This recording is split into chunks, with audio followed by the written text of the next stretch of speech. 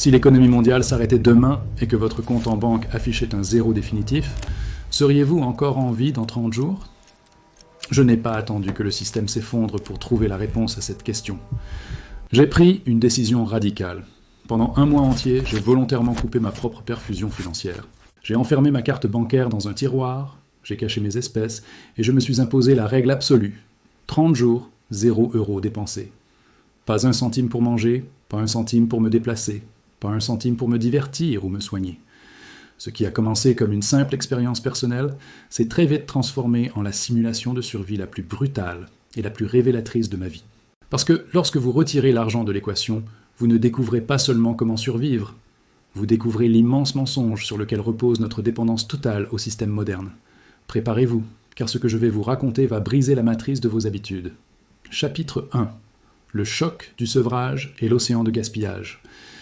Les 72 premières heures sont une descente aux enfers psychologiques. Nous ne nous en rendons plus compte, mais l'acte d'acheter est devenu notre principal réflexe de survie, notre unique interface avec le monde physique.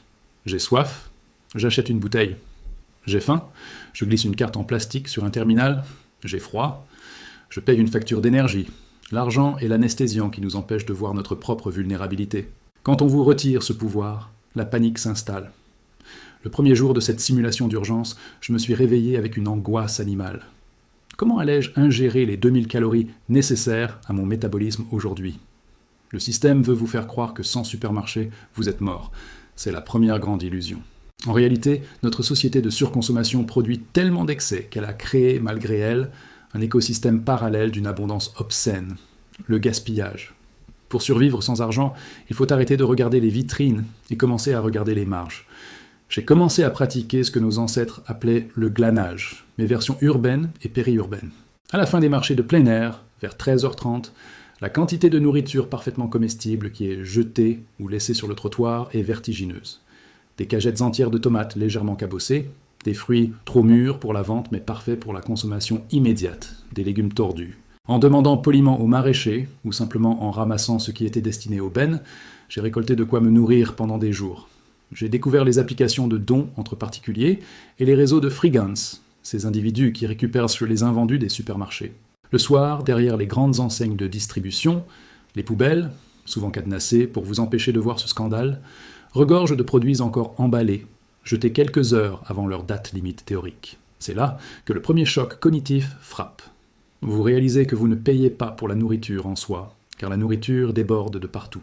Vous payez pour la convenance, pour le confort stérile de rayons bien alignés sous des néons blancs. En temps de crise, la nourriture ne disparaît pas le premier jour. Elle est juste redistribuée différemment. Ceux qui savent tout chercher, ceux qui n'ont pas peur de se salir les mains et de sortir des sentiers battus du consommateur docile, ne meurent jamais de faim. J'ai passé ce premier tiers du mois à transformer cette abondance rejetée. J'ai cuisiné des soupes avec des légumes sauvés, j'ai fait sécher des fruits, j'ai rationné. La préparation aux situations d'urgence ne consiste pas toujours à avoir un bunker rempli de conserves. C'est d'abord un état d'esprit, une capacité à scanner son environnement pour y trouver des ressources invisibles aux yeux des autres. Chapitre 2. L'économie invisible et la puissance du troc. Une fois la sécurité calorique assurée, un autre problème a surgi. Comment remplacer un objet cassé ? Comment se déplacer sans payer de carburant ni de tickets de transport ? Comment obtenir un service ? C'est ici que l'expérience a basculé d'un simple exercice de privation à une véritable révélation économique. Quand la monnaie fiat, les euros ou les dollars, disparaît, elle est immédiatement remplacée par la monnaie la plus ancienne, la plus stable et la plus honnête de l'histoire humaine, l'énergie et le savoir-faire. J'avais besoin de réparer la chambre à air de mon vélo, mon seul moyen de transport pour étendre mon rayon de recherche de nourriture. Dans le monde normal, j'aurais commandé une rustine en ligne ou je serais allé chez un réparateur, carte bleue, en main. Là, j'ai dû utiliser la seule valeur qu'il me restait, mon temps et ma force de travail. Je me suis rendu dans un atelier associatif de réparation de vélos. Je n'avais pas d'argent pour payer l'accès ou la pièce. J'ai donc proposé un marché direct aux responsables. Laisse-moi utiliser une rustine et tes outils, et en échange, je balaie tout l'atelier, je trie ton stock de pièces détachées pendant 2 heures, et je descends tes poubelles. Il a accepté immédiatement. Ce moment a été un déclic fondamental. J'ai redécouvert l'économie de troc, non pas comme un concept historique lointain, mais comme un mécanisme de survie immédiat et surpuissant. Le système financier moderne a mis un mur d'argent entre les humains. Nous n'échangeons plus nos compétences, nous achetons le temps des autres, avec des chiffres sur un écran. Mais quand vous retirez l'écran, le contact humain redevient vital. J'ai échangé des heures de jardinage chez un voisin contre des œufs frais de ses poules. J'ai réparé la clôture d'un artisan en échange d'un surplus de bois de chauffage. Cette phase de la simulation m'a prouvé une règle d'or de la résilience. Votre véritable richesse ne se mesure pas à votre épargne. Elle se mesure aux compétences tangibles que vous possédez dans vos mains et au réseau social de proximité que vous avez bâti. Si vous savez cultiver, réparer un moteur, travailler le bois, coudre ou soigner, vous possédez une monnaie qui ne subira jamais l'hyperinflation. Le système veut nous rendre hyper spécialisés et dépendants d'experts payants pour la moindre tâche du quotidien. Pourquoi ? Parce qu'un humain autonome qui sait réparer et troquer est un humain qui échappe à la TVA, aux taxes et au crédit à la consommation. L'autonomie est un acte de rébellion économique. Chapitre 3, la matrice, craque et la liberté radicale. Au bout du 20e jour, la faim initiale avait disparu, remplacée par une étrange clarté mentale. La peur de manquer, qui est le moteur psychologique principal de notre société, s'était évaporée. J'avais survécu aux tempêtes, j'avais mangé à ma faim, je m'étais déplacé et je n'avais pas dépensé le moindre centime. Le sevrage était terminé. Et c'est là que j'ai vu le système économique pour ce qu'il est réellement.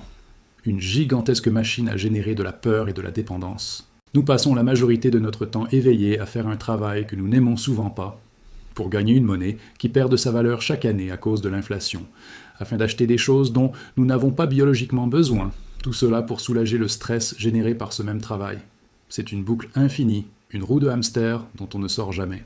Et la seule façon de maintenir les gens dans cette roue, c'est de les convaincre que s'ils s'arrêtent, ils mourront. Ce mois sans argent m'a prouvé que c'est un mensonge absolu. L'effondrement d'un système financier personnel ou global n'est pas la fin du monde. C'est simplement la fin du monde tel qu'on nous l'a vendu. Vivre sans argent m'a obligé à ralentir. Je ne pouvais plus résoudre mes problèmes en jetant de l'argent dessus. Si j'avais un besoin, je devais y réfléchir, planifier, utiliser ma créativité, faire appel à ma communauté. Le temps a repris sa véritable texture. Le système ne veut pas que vous sachiez que vous avez besoin d'infiniment moins que ce que la publicité vous martèle.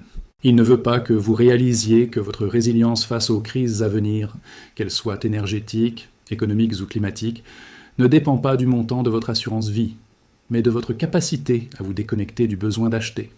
Ce défi de 30 jours m'a transformé. Je ne vous dis pas de jeter votre argent par les fenêtres aujourd'hui, ni de vivre dans les bois comme un ermite. L'argent reste un outil pratique dans une société en paix. Mais je vous invite à réaliser une chose vitale pour votre préparation future. L'argent n'est pas une garantie de survie, c'est une béquille. Plus vous vous appuyez dessus pour chaque détail de votre existence, plus vos muscles de l'autonomie s'atrophient. Le jour 30, lorsque minuit a sonné et que mon défi a pris fin, je n'ai pas ressenti le besoin urgent d'aller célébrer ça en achetant quelque chose. J'ai regardé ma carte bancaire, ce petit rectangle de plastique que le monde entier vénère, et je n'ai ressenti qu'une profonde indifférence. J'avais prouvé à mon cerveau reptilien que je pouvais survivre au pire scénario financier. La peur avait disparu. Et un citoyen, qui n'a plus peur de manquer, est le pire cauchemar de ce système économique. Testez-le. Pas un mois, mais essayez un week-end. 48 heures d'autonomie totale. Coupez l'accès à vos comptes, n'achetez rien, utilisez ce que vous avez, réparez, troquez, récupérez. Entraînez-vous à survivre en marge du flux financier. Car le jour où les écrans des distributeurs deviendront noirs pour de bon, vous serez parmi les rares à savoir exactement comment continuer à vivre, pendant que le reste du monde sombrera dans la panique. Le savoir est votre seule véritable assurance vie. Agissez aujourd'hui.